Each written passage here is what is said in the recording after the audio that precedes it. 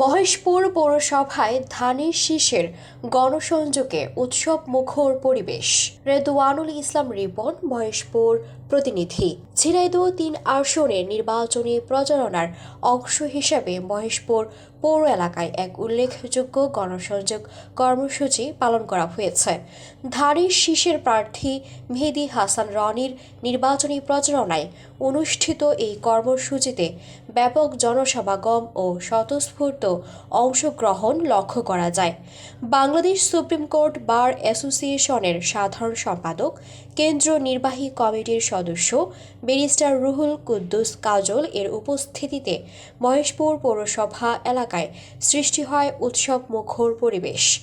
গণসংযোগের অংশ হিসেবে প্রার্থী মেহেদী হাসান রনির নির্বাচনী প্রচারণায় মহেশপুর পৌরসভার বিভিন্ন ব্যবসা প্রতিষ্ঠান ও দোকানে ব্যারিস্টার রুহুল কুদ্দুস কাজল দোকানে গিয়ে সাধারণ ভোটারদের সঙ্গে মতবিনিময় করেন এবং ধানের শীষ প্রতীকে ভোট ও দোয়া প্রার্থনা করেন।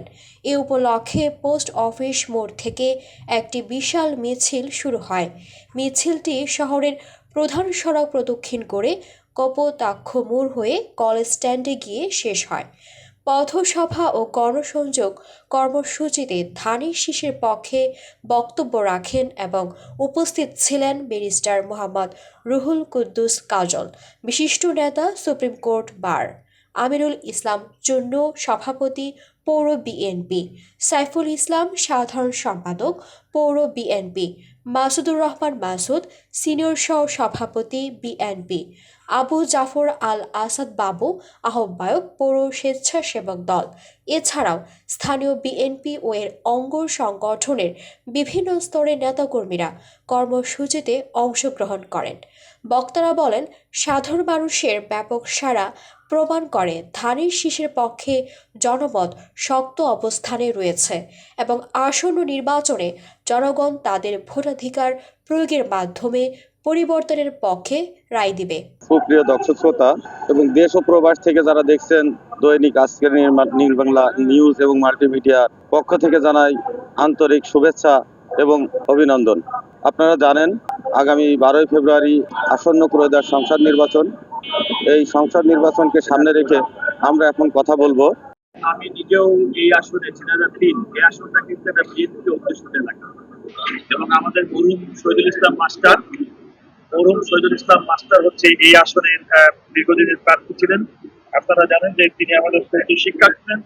তার সন্তান মেহেদী হাসান রনি এই আসনের প্রার্থী। আমরা আসলে যারা রাজনৈতিক দল করি, কোন একটা দল যখন করি আমরা আদর্শের জন্য রাজনীতি, এবং আমাদের আদর্শ হচ্ছে আমাদের শহীদ রাষ্ট্রপতি জিয়াউর রহমান, আমাদের প্রান্তীয় নেত্রী বেগম খালেদা জিয়া, যার ভিত্তিতে সারা দেশ নয় সমস্ত পৃথিবীর মানুষের মধ্যে শোক নেমেছে। এবং আমরা বর্তমানে আমাদের তারুণ্যের অহংকার জনাব তারেক রহমানের নেতৃত্বে আগামী দিনে এমন একটা রাজনৈতিক যখন আদর্শ যখন আমরা বিশ্বাস করি, তখন প্রার্থী কে হলো বড় কথা নয়, বড় কথা হচ্ছে আমাদের ধানের শীষ প্রতীক। বিএনপি এবং সমমনা দল জোটভিত্তিক পরিণত যেই প্রার্থী হবে আমরা তার জন্য কাজ করব, তার বিজয়ের জন্য ভূমিকা রাখবো। এটাই হচ্ছে আমাদের সবচেয়ে বড়